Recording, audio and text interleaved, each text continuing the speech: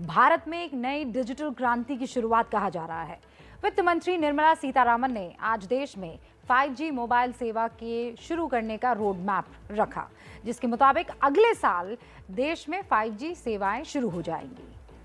5G mobile सेवा के साथ ही बजट में डिजिटल क्रांति के भी बहुत से ऐलान हुए हैं, जिसमें डिजिटल यूनिवर्सिटी है, डिजिटल बैंक है, आयुष्मान भारत डिजिटल मिशन जैसी योजनाएं शामिल कर दी गई है। वित्त मंत्री ने यह भी बताया कि अब देश में चिप लगा हुआ ई-पासपोर्ट भी शुरू हो जाएगा। भारत के इस डिजिटल विजन का पूरा खाका अब आपको जानना चाहिए, लेकिन पहले आप 5G सेवा का ऐलान जो किया गया उस पर देखिए मास्टर स्ट्रोक का ये विशेष विश्लेषण। 5G का मेरे को बेसब्री से इंतजार है। 5G आएगा तो शायद नेटवर्क अच्छा होगा। 5G का तो इंतजार सभी को, 5G आने वाला है पर 4G सही ढंग से स्पीड नहीं दे रहा है। 5G का इंतजार तो है। आज के आधुनिक समय में 5G का होना भी जरूरी है, तो आने वाले समय में अच्छा काम करने के लिए 5G की जरूरत है। 4G के नेटवर्क थोड़े से डाउन हो चुके हैं, तो क्या पता 5G आए तो और एक्स्ट्रा चल जाए। ये इंतजार अब खत्म होगा। वैसे तो 5G का ट्रायल देश में पिछले 2 साल से जारी है, नतीजे भी अच्छे हैं, लेकिन इंतजार था तो सरकार की हरी झंडी का, वो भी वित्त मंत्री के बजट भाषण के इस ऐलान से खत्म हो गया।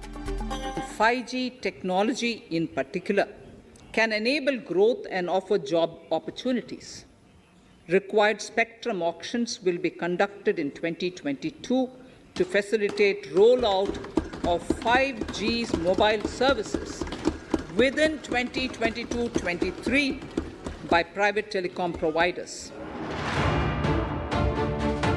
5G की शुरुआत का मतलब है भारत में एक नई डिजिटल क्रांति। इसकी मांग टेलीकॉम कंपनियां तो कर ही रही थी।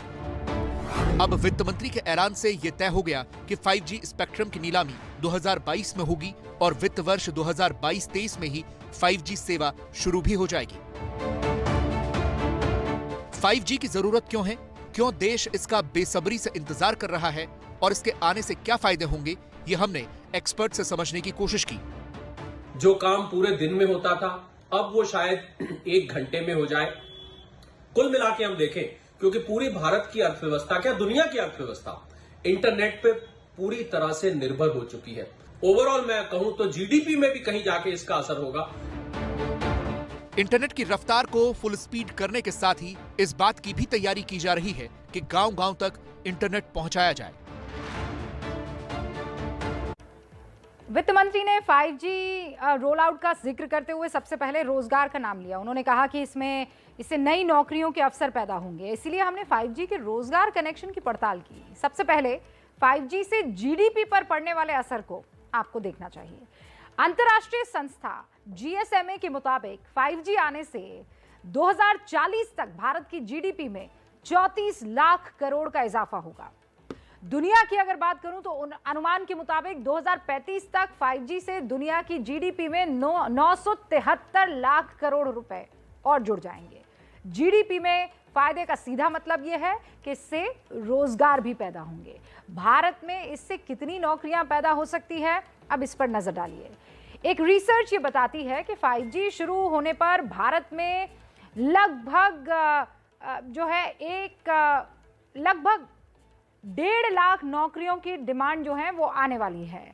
खासकर पहले 2 साल में नई नौकरियों के जो अवसर है वो ज्यादा पैदा होंगे। 5G आने पर दूरसंचार कंपनियों के अपने कर्मचारियों की संख्या 18% तक बढ़ानी पड़ सकती है, ये भी अनुमान है। और ऐसा नहीं है कि 5G आने पर सिर्फ टेलीकॉम सेक्टर को ही फायदा होगा। GSMA की रिपोर्ट बताती है कि भारत में हर क्षेत्र के विकास में 5G से उछाल आना ही आना है। 5G से होने वाले फायदे का सबसे बड़ा हिस्सा निर्माण क्षेत्र को करीब 20% मिलने की उम्मीद है। इसके बाद रिटेल सेक्टर को 12% हिस्सा जो है वो मिल सकता है। IT सेक्टर को 5G के फायदे का 11% हिस्सा मिलेगा, जबकि कृषि क्षेत्र को 11% का हिस्सा फायदे का मिल सकता है। साफ है, इंटरनेट अब जीडीपी और रोजगार का बूस्टर डोज बन चुका है और इसीलिए सरकार 5G सेवा तो शुरू कर ही रही है। देश के गांव-गांव तक इंटरनेट पहुंचाने का भी ब्लूप्रिंट इस बजट में पेश कर दिया गया है। इस ब्लूप्रिंट के मुताबिक अगले 3 साल में देश का ऐसा कोई गांव नहीं होगा जहां इंटरनेट की पहुंच न हो। सरकार के मुताबिक 2025 तक देश के हर गांव को इंटरनेट से जोड़ दिया जाएगा और इसके लिए पीपीपी मॉडल के तहत ऑप्टिकल फाइबर लाइन बिछाई जाएगी। इसका असर यह होगा कि इंटरनेट से जुड़े रोजगार के जो अवसर अभी सिर्फ बड़े शहरों में ही मौजूद हैं, वो छोटे शहरों तक भी पहुंचेंगे और 5G तकनीक इसके लिए सबसे ज्यादा फायदेमंद साबित होगी। हम देखें कि जब हम टीयर 1 सिटीज से बाहर जाते हैं, टीयर 2, टीयर 3 या गांव के इलाके में जाते हैं, तो वो स्पीड इंटरनेट की नहीं मिल पाती है, जिसके कारण हम देखते हैं कि इंटरनेट से संबंधित बिजनेसेस खाली टीयर 1 सिटीज या उनके आसपास जम के रह जाते हैं। जैसे ही 5G आएगा और देश में इसका विस्तार होगा, आप देखेंगे कि ये बिजनेसेस दूर दराज के इलाकों में भी सेटअप होने शुरू हो गए। 5G को शुरू करना इसलिए भी जरूरी है क्योंकि इसे पिछले साल शुरू किया जाना था, लेकिन कोविड महामारी की वजह से ऐसा नहीं हो सका था। इस बीच दुनिया के 61 देशों में 5G सर्विसेज शुरू हो चुकी हैं। 2G, 3G और 4G की सर्विसेज भी भारत में देरी से शुरू हुई थी। 2G सर्विस की शुरुआत 1991 में फिनलैंड में हुई थी, लेकिन भारत में ये 1995 में शुरू हो पाई। इसके बाद 2001 में फिनलैंड ने 3G सेवा की शुरुआत की, लेकिन भारत में इसे पहुंचने में 7 साल लग गए और 2008 में भारत में इसकी शुरुआत हो पाई। 2009 में स्वीडन ने 4G शुरू कर दिया था।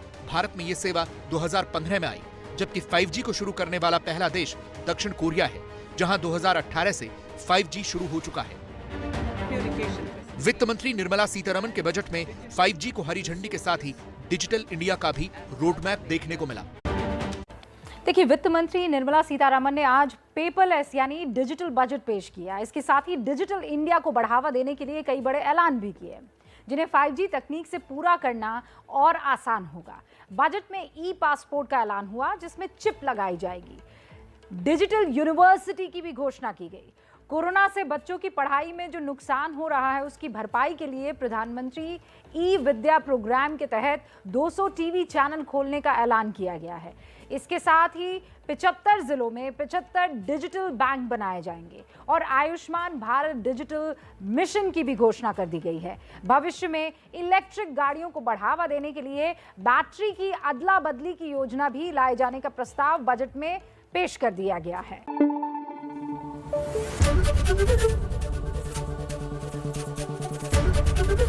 एबीपी न्यूज आपको रखे आगे।